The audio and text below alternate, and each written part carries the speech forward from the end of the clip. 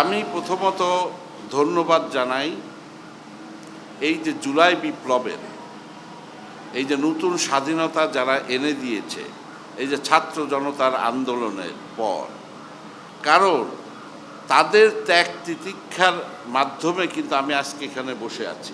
এর জন্য তাদের আমি ধন্যবাদ জানাই। সেই সাথে যারা জুলাই বিপ্লবে শহীদ হয়েছে এবং যারা আহত হয়েছে, যারা শহীদ হয়েছে তাদের আত্মার মাগফিরাত কামনা করি, এবং যারা অসুস্থ আছে তাদের সুস্থতা কামনা করি। এবং একুশে টেলিভিশন তাদেরকে নিয়ে অনেক কাজ করছে। আমরা স্পেশাল প্রোগ্রাম করতেছি, জেনজি নামে একটা প্রোগ্রাম আছে, তাদের এই ইতিহাসগুলো তুলে আনা, এবং আমরা সারা দেশব্যাপী একটা পরিকল্পনা আছে এদের কোথায় কি এইটা নিয়ে একটা ডকুমেন্টারি করার কাজ চলছে।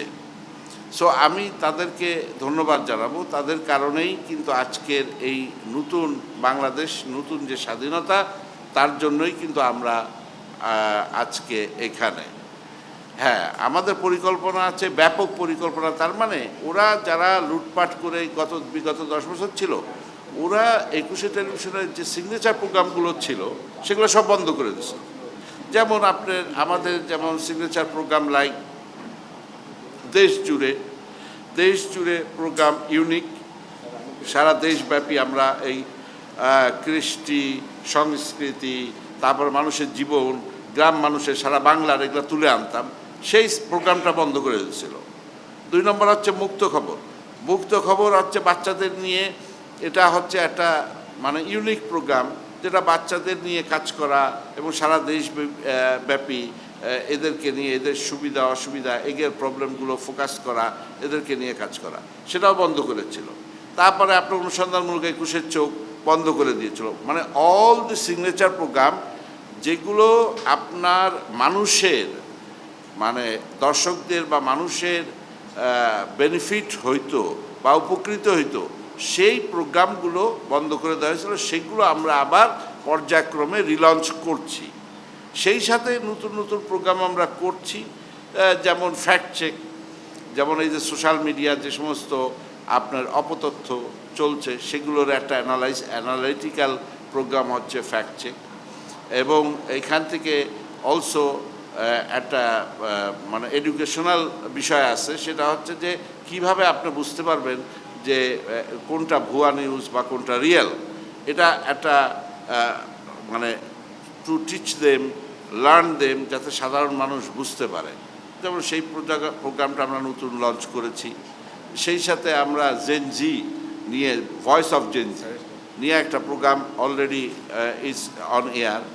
এরকমভাবে আমরা নতুন প্ল্যানিং করতেছি। বিশেষ করে আরও আমাদের যে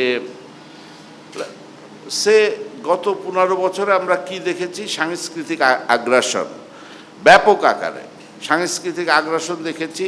সেটা হচ্ছে সে ইন্ডিয়ান হেজেমনি হোক বা হোয়াট এভার ইট ইজ, এটা নিহিত একটা বিষয় আছে, যার জন্য কিন্তু আমাদের কৃষ্টি, আমাদের সংস্কৃতি কিন্তু মানে বিলুপ্তের পথে চলে যাচ্ছিল। আমাদের আর্টিস্টরাও সেইভাবে কিন্তু মূল্যায়ন হচ্ছিল না। যেমন আমরা দেখেছি বড় কনসার্টে কোটি টাকা দিয়ে অন্য দেশের শিল্পী আনা হইতো, অথচ আমাদের দেশীয় শিল্পীদের সেইভাবে প্রমোট করা হইতো না।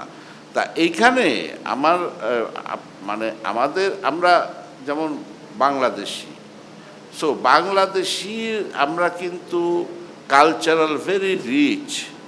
যদি আমরা দেখি যে গ্রাম বাংলার থেকে আমাদের লোকসঙ্গীত, আমাদের কত ধরনের গান আছে, সেগুলো কিন্তু আস্তে আস্তে হারায় যাচ্ছে।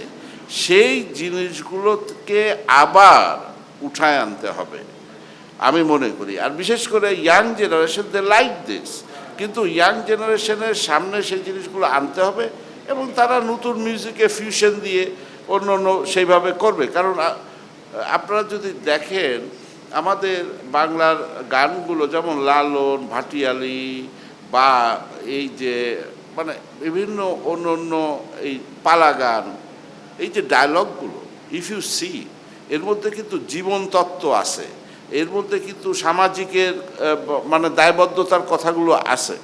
তা সেই জিনিসগুলো আমাদেরকে আবার নতুন করে আনতে হবে এবং আমাদেরকে জানাইতে হবে। এটা একটা বিশাল কাজ, এটা করতে হবে। So will do that. এবং এইখানে আমরা বিভিন্ন প্ল্যানিং আছে, কারণ আমাদের পরিচয়, আমরা বাঙালি বা আমরা বাংলাদেশি, আমাদের পরিচয় কিন্তু নির্ধারিত হবে আমাদের কৃষ্টি এবং সংস্কৃতি থেকে। সেই জন্য আমাদের কিন্তু এইখানে কাজ করা দরকার। সেই সাথে আমাদের যে young generation, they are very much talented. এই যে যারা মিডিয়াতে কাজ করে, যারা বিভিন্ন ধরনের করে, অসাধারণ, কিন্তু তারা অ্যাকচুয়ালি স্কোপ পাচ্ছে না। তাদেরকে যদি ইনভলভ করা যায়, তাহলে আমি মনে করি ব্যাপক একটা রেভলিউশন তৈরি করা সম্ভব। আমাদের একটা cultural revolution needed, we need, যে আমাদের সত্তাটা, আমাদের এই যে বাঙালি বলে এই যে পশ্চিম বাংলা এই সমস্ত মিশাই টিশায় আমাদের একটা জগা খুচুরি বাংলা বলে, no, we are Bangladeshi and we are proud of it. আমরা বাংলাদেশি, আমরা বাংলাদেশকে ভালোবাসি, বাংলাদেশের কৃষ্টি এবং সংস্কৃতিকে ভালোবাসি, এবং সেটাই আমাদের পরিচয়। এই আদতে আমাদেরকে কাজ করতে হবে সকলে মিলে, এবং প্রমোট করতে হবে। সেটা আমাদের মিডিয়াকে কিন্তু প্রমোট করতে হবে, এবং it is high time to do this. কারণ আমাদের এই ব্যাপক, মানে আমাদের অনেক অনেক অনেক ভালো ভালো ট্যালেন্টেড লোকজন আছে। যেমন আমরা যদি দেখি যে ছবি, বাংলা চলচ্চিত্র মানে অলরেডি হারায় যেতে বসছে, কিন্তু এখনও কিছু কিছু কাজ করে অসাধারণ। তাহলে যদি সেইভাবে যদি তাদের স্পেস করে দেওয়া হয়, তারা কিন্তু অসাধারণ সুন্দর সুন্দর কাজ করতে পারবে। সো সেটা আমি বিশ্বাস করি। সো একুশে টেলিভিশন আমাদের দেশীয় কৃষ্টি সংস্কৃতিকে অগ্রাধিকার দিয়ে কাজ করবে।